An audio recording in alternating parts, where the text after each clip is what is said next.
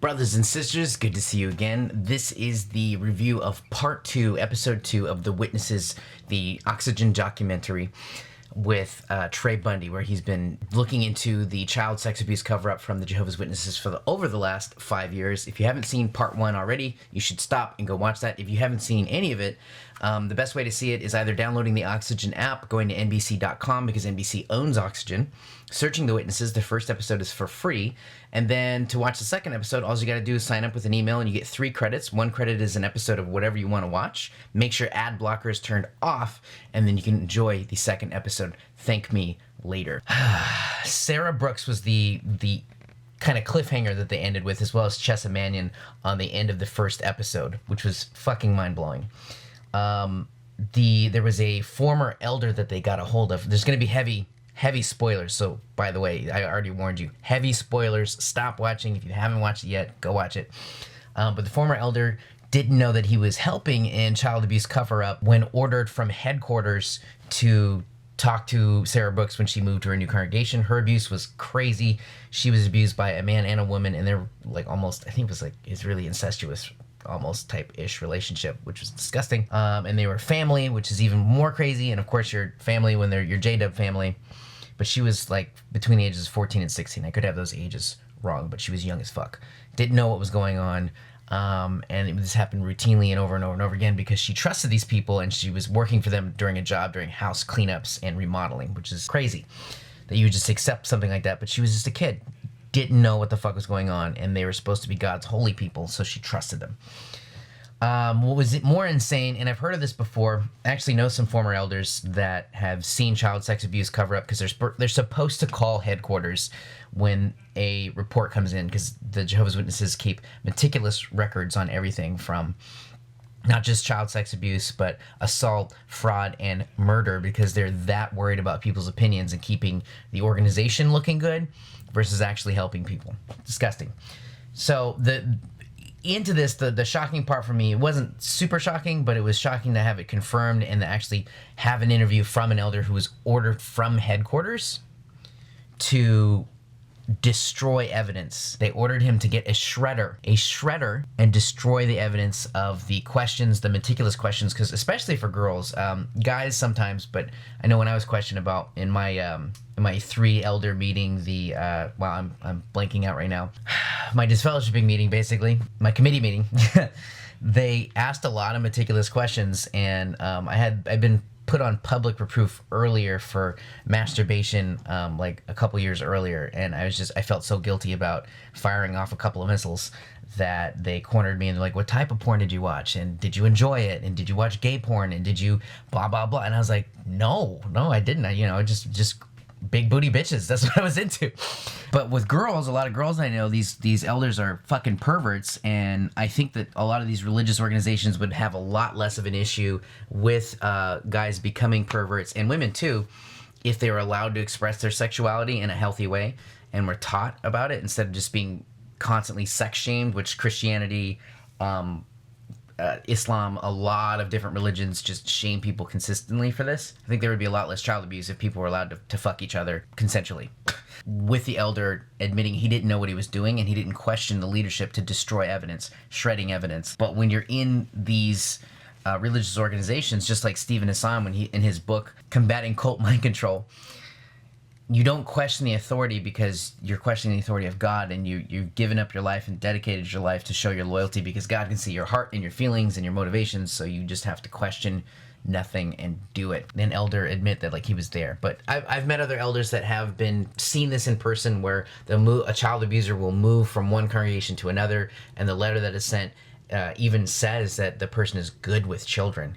That's happened with a child abuse case that I ended up getting closer to with, and that happened here in Northern California. The next thing they did that was really interesting was they met some people that were incognito that were breaking into Kingdom Halls, and they couldn't show their faces because they were breaking the law. They're breaking and entering and getting into files, but I get where they're coming from, and they ethically did what was right, even though it was legally not okay.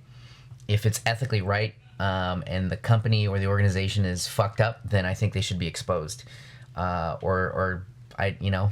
I agree with them. I think a lot of people would agree with me on that too.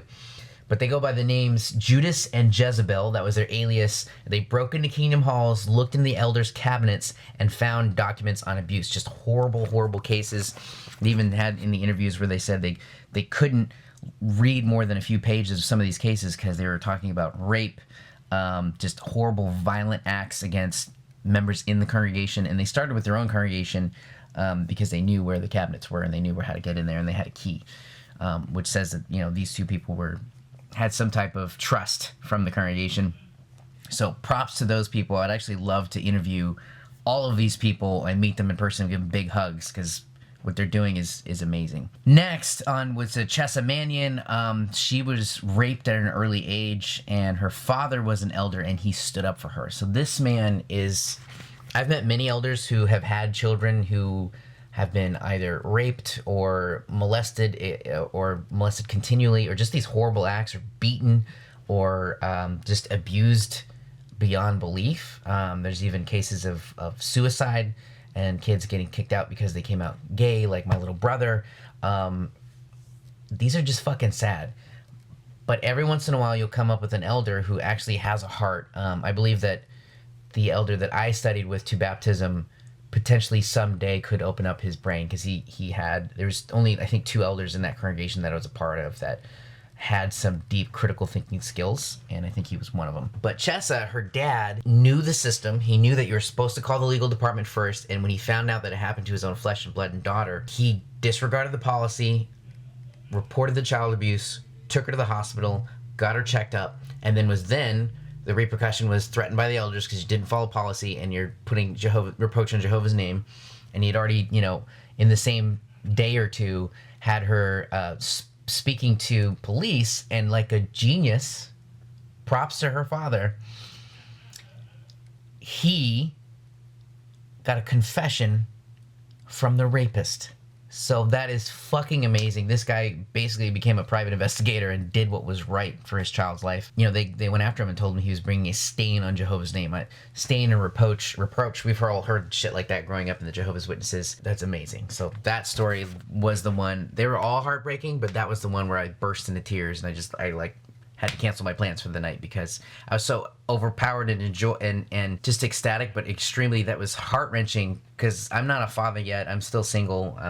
Eventually I would like to have kids. I didn't want to have kids in the past because the new system, I was afraid of losing them, but now I want to have kids. Maybe it's an egotistical thing where I have my face imprinted on some children running around the world, but I want to raise them with high self-esteem and confidence and, alpha tendencies, and I will love them no matter what they do or who they love or what they become or what they believe in, and I will give them, opportunity to choose. I'll take them to churches, I'll take them to atheist rallies, I'll take them to both and let them choose. But if anything happened to my child, I would hope that I can emulate what this man did. What was even more interesting, I have some notes here, is that her dad was introduced into the truth by Stephen Lett. So the guy who talks like that one, who talks on, he's a governing body member. If you don't know what a governing body member is, it's basically a high council of about 8 men that control the Jehovah's Witnesses with one token black guy, and they're basically the Pope of the Jehovah's Witnesses. They're that powerful. They control, I think it's 9 million, almost 9 million Jehovah's Witnesses that are actively baptized, but yearly, the ones who actually show up to the memorial is closer to 20 to 21 million, which is insane. That's millions of people that are being manipulated to come back under guilt and fear. But her dad was introduced to the Jehovah's Witnesses and came into the truth because the governing body, Stephen Lett. So he wrote him a letter explaining what happened, because the elders weren't helping in their congregation. They were after him. I don't remember exactly how long after it took for Stephen to write back, but he personally signed the letter, and he's like, it's so good to hear your other daughter is almost, is going towards baptism and hasn't given up faith in Jehovah, and just kind of went around and didn't answer the question at all.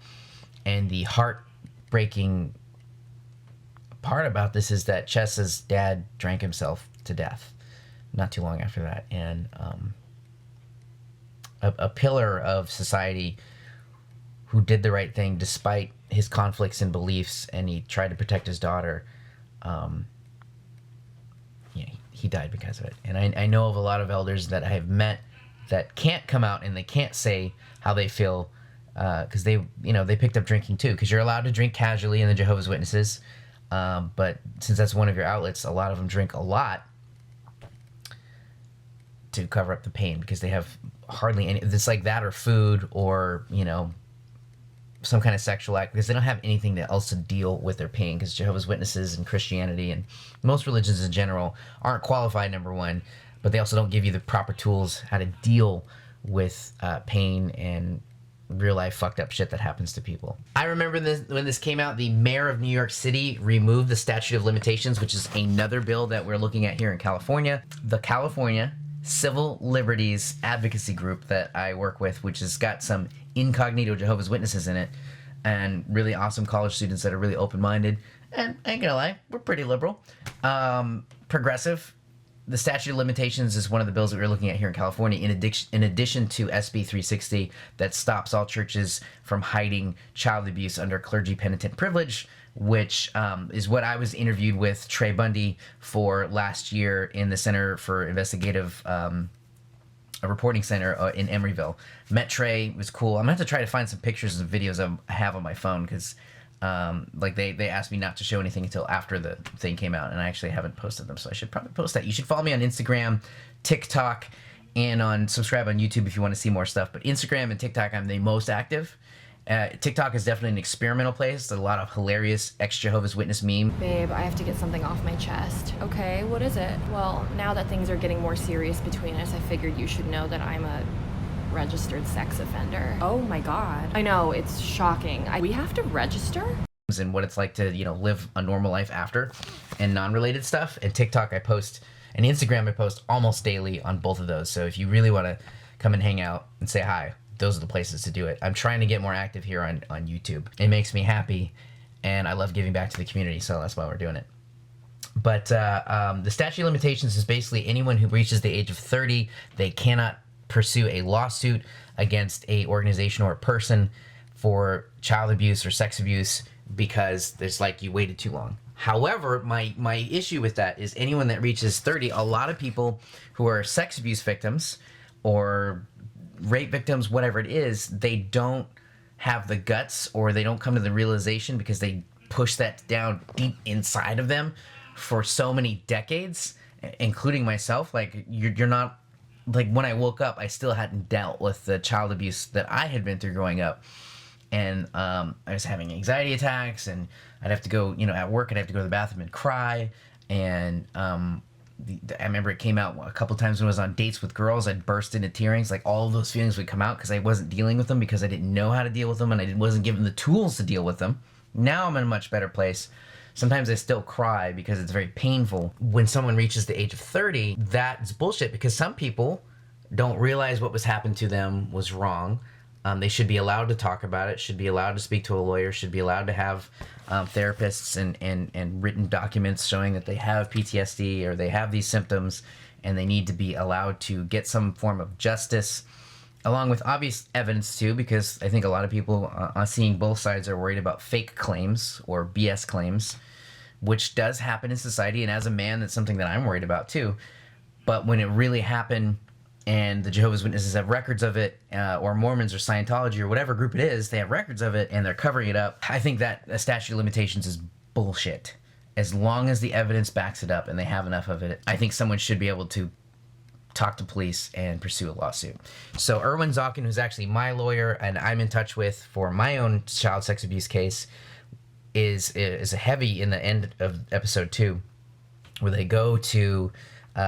he's got a bunch of cases in New York that was lifted for a year for that, because in New York temporarily removed the limitations for a bunch of people, and there's I think 1,300 cases in that year alone that were opened against the Jehovah's Witnesses. And we know the Jehovah's Witnesses have a fuck ton of money. Mormons probably have a lot more, but I hope this brings justice to a lot of people, and we're hoping to do the same thing here in California as well. So very, very excited about all of that, and the show kind of ended on a cliffhanger. Oh my God, I forgot. Shout out to Jordan. He has a YouTube channel where he is an ex-Bethelite, and he actually kept his eyes on Trey Bundy. I was so proud to see his face in there. Jordan, I hope you see this and you post more. Why did you delete your Insta? I tried to tag you the other day in a post. get back on social media, or when you're ready. But homie saw him, and they had labeled Trey Bundy as this satanic controlled reporter, and they interviewed him about his experience in Bethel. I wish we could see more of that. That was a lot, because each episode is like 90 minutes. Those are my thoughts, a kind of retelling of how I feel about that. I'm going to be putting out more content. Update on these. We're having some issues with the website, but we should be fixing that soon, as in me, because I've never done this before. The Jehovah's Witness band that also says freedom is worth it, because the cost of getting out of a cult is almost always worth the cost of the exit.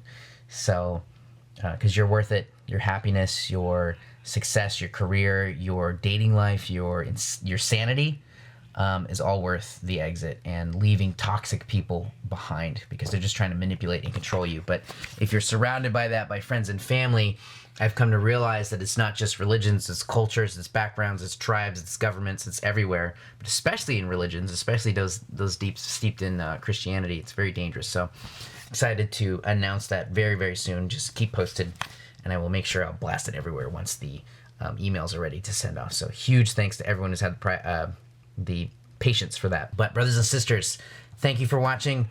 I will see you in the next video. And who else wants more episodes of this? I want more. Trey Bundy's he's only in social medias on Twitter. Go follow him there. Again, follow me on Instagram, TikTok, and subscribe here on YouTube. I'll be posting more and more regularly. So if you actually know anyone in Northern California that's willing to help out in some YouTube videos, let me know. Shoot me a DM on Insta. Leave a comment. Anyway, brothers and sisters, I will see you in the next video. Don't be a piece of shit.